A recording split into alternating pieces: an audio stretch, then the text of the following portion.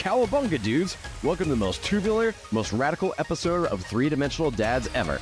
This is the newest episode in our series Dads on Screen, and we're kicking it with the Teenage Mutant Ninja Turtles. We're going to chat about the themes of fatherhood that have run throughout the past 30 years of our favorite heroes in a half shell.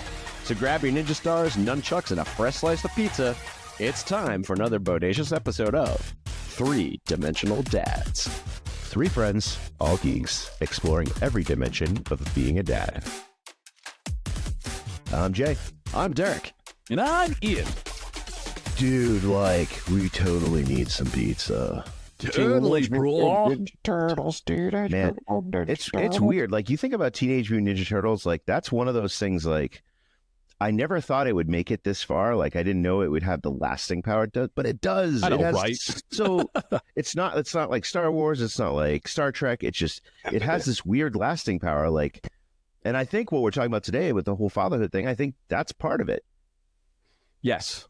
I think the relationships of the brothers is something that everyone kind of, that the different personalities playing off each other was awesome. And I think, All right, speaking of personalities, which turtle are you? I think I am Raphael, because Raphael has that kind of edge that sometimes gets the better of him. He works from his heart rather than his brain. And he can kind of be offensive and defense. The sai, his weapon, is both an offensive and defensive weapon, right? It was made from a farm tool. It's used to disarm people, but it also is a pointy thing that can go into the other person. So, it's mostly used for defense. I love the martial art of Aikido, which is mostly defensive. So I would say and I love red. Red is a great color. Your shirt's red right now. I have Stark Industries, building a better future. You took mine. I always liked Raphael. He was always the pepper pot. He was always the quick to anger. Yep. He was friends with Casey Jones too, who had the hockey mask, which I always really loved too. They were just two dudes, but he was always he always had a short fuse, and I kind of associated that. But I guess I'd say that I'll say Leonardo. Leonardo, is kind of the leader. He takes a step back. He thinks about the bigger picture of things before jumping right in with his emotions. And he believes in a team. And I feel with my position work and the things that I do, that's something that I empathize with a lot, right? You act it's not just you care about the others in your clan as well, if you want to put it that. Plus, he's always, he's pretty badass with those katana blades. So yeah, he was my favorite to play in the video game. He has swords. I love swords. Yeah, swords. And you are the senior three-dimensional dad. So you are, you are the leader. Well, I'll take that as a compliment. What about you, Ian? I think I always wanted to be Michelangelo when I was a kid, because he's the party dude. But I feel I actually, as an adult, I'm much more of a Donatello. I love gadgets. I'm into computers and stuff, and I think bow staffs are great. And I've always had a huge crush on April O'Neil since I was a kid. So I feel there's some Donnie, there's romance in some of the incarnations of Turtles. I can see that. You are our technical wizard. He is. I'm wearing the glasses. They gave Donnie glasses in the Michael Bay ones we don't speak of. Yeah. I would say this, though. I would say that, there's so many different versions of the Turtles, even though they kind of have similar themes. And over the past 30, 40 years or whatever, my favorite incarnation of the Turtles is, wait for it, I don't really have one, because I never was a huge Turtles guy. What? No. Welcome to our episode. We're not huge fans of Turtles. No. It's not that so much that I'm not a huge fan. It's just that it was never my primary franchise. It was never up in my major three. I was always a Star Wars, G.I. Joe, Transformers, in that order.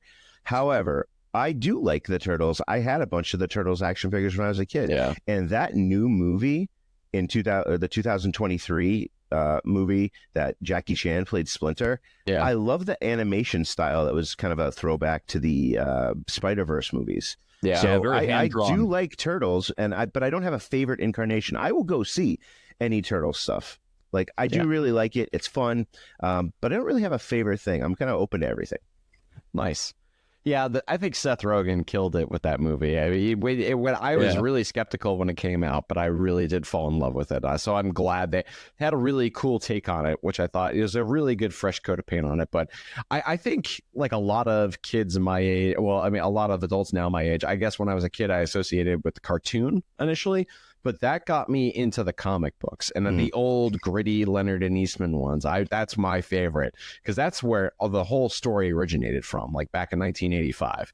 I really like those. I was a big fan, and of course, I mentioned it before, but the Smash Button arcade game, that's like one of the best things that's gone. Oh, yeah. Just like, totally. line up the quarters and let's go. Just like, bam, bam, bam, bam, bam. I was just playing that with my daughter, so I have it on PS5. Yeah, so we play it when we go to the Willows and play the actual arcade. And then it's called Shredder's Revenge on PS5. Nice. And so my daughters, I was playing it all day with them, and it's my youngest 5-year-old suddenly got really good. They got a bit bar. Suddenly, It's so bar. that's been a ton of fun. We got to go back. Shout out to Bit Bar, Salem, Massachusetts. Ooh, amazing. You can go have a drink and play games and get pizza and all sorts of stuff.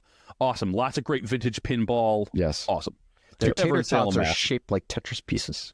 Amazing. Attention to detail. They have an Ecto Cooler cocktail that is amazing. Tastes This like episode, we want to be sponsored by Bit Bar. Call us. Give us a call. All right. So, my favorite incarnation. So, unlike Jay, I'm going to get really particular about this. I do have a favorite version. It is the 90s movies. I was a huge Muppet guy growing up, still am. And so, Jim Henson doing those animatronics. I have gone so many YouTube behind the scene videos of how they did the animatronics and they got so good at it that it led to the show Dinosaurs. They got so good at doing the mouths and the puppets and stuff that they could do it on TV that quickly. Amazing. I love it. Such a nerd.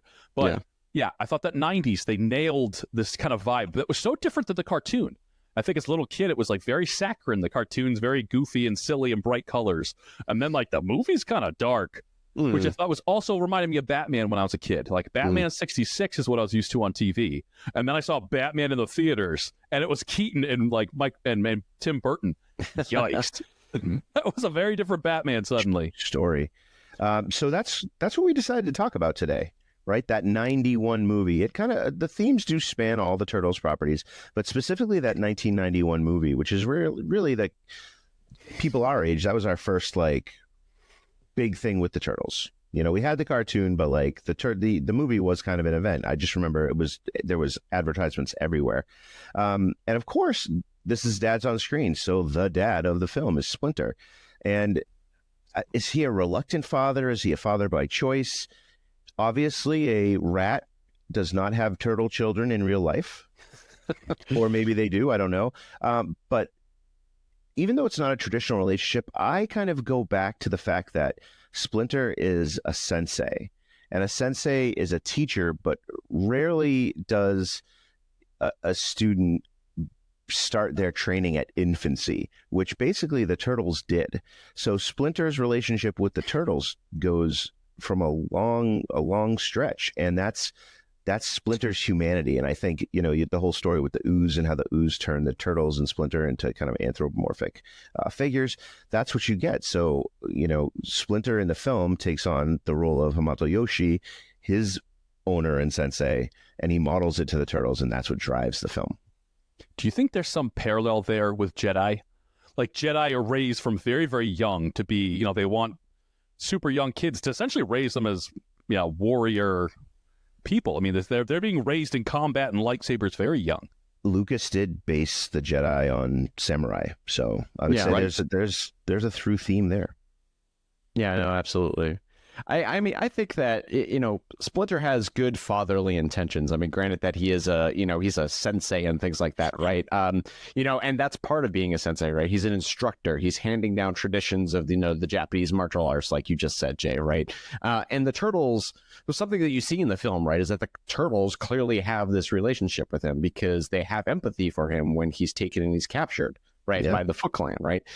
They want to save their father, literally. I mean, that's kind of like the underlying theme of it. I mean, you care for the person that cares for you, whether it's adopted, no matter what your family is. Just, you know, whether you have whiskers and you're a rat, or whether you've got, you know, shells and you're an amphibian, right?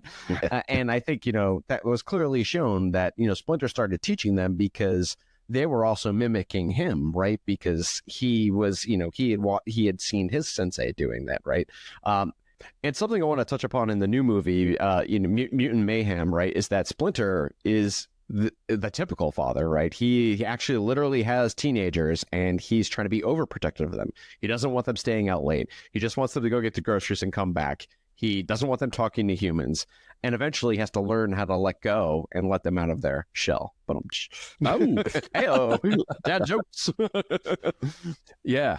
So I think he is such a different Splinter in that, and I think it reflects too the modern times where like we don't open up the back door and tell our kids like come back when the street lights come on.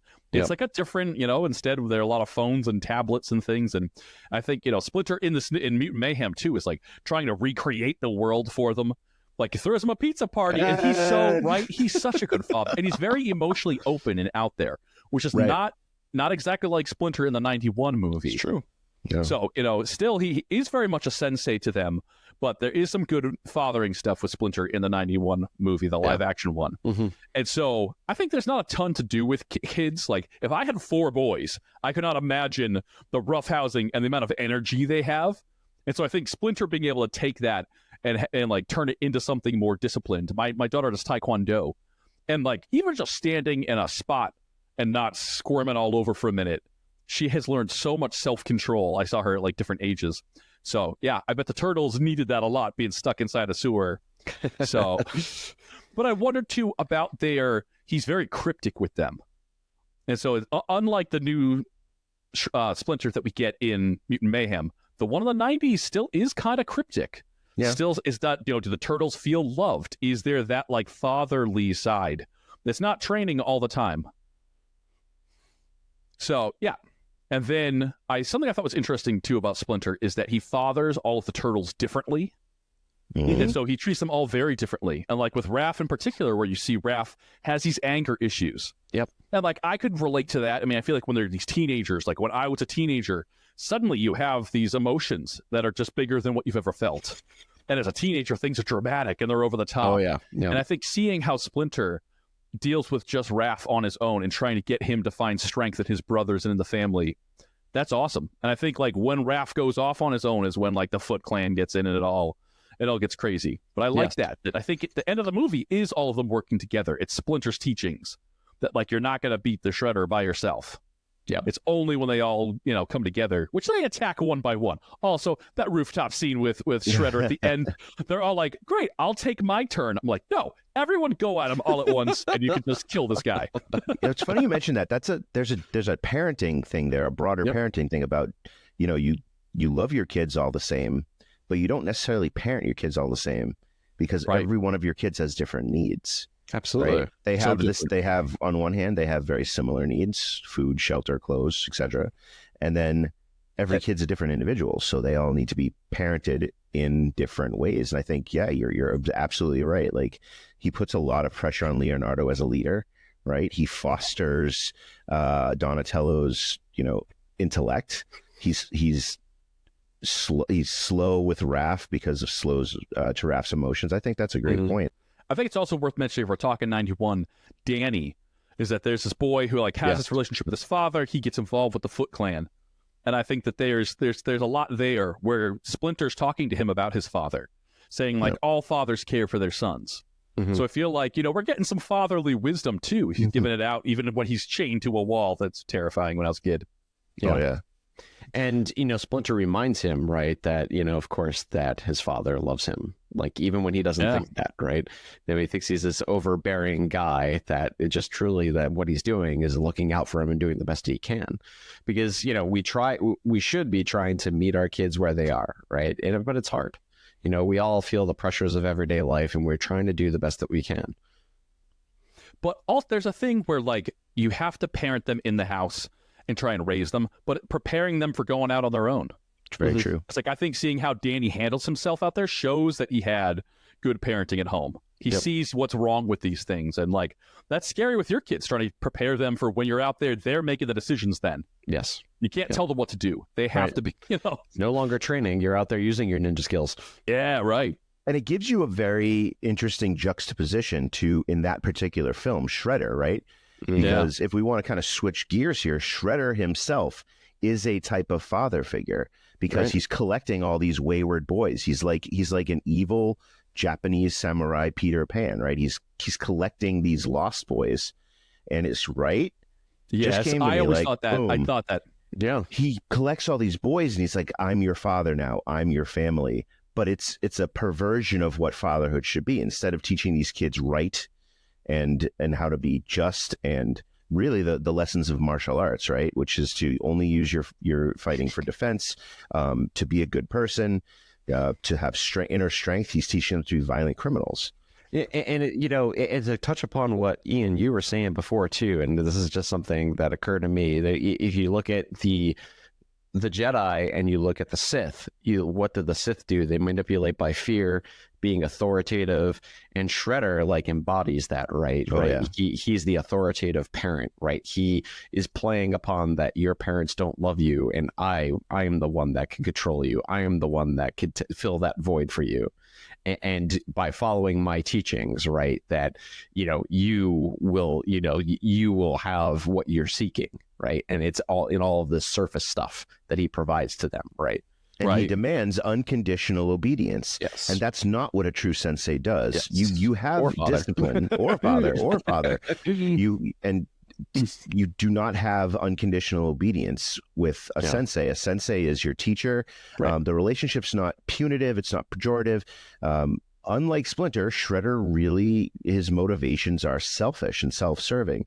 And it's a huge issue, not just with organized crime, but for all these boys who are now away from home, and it's almost like a virus. It's the spread of criminality, and Shredder's really fostering that. It's the opposite of Splinter. It's a very interesting mirrored thing.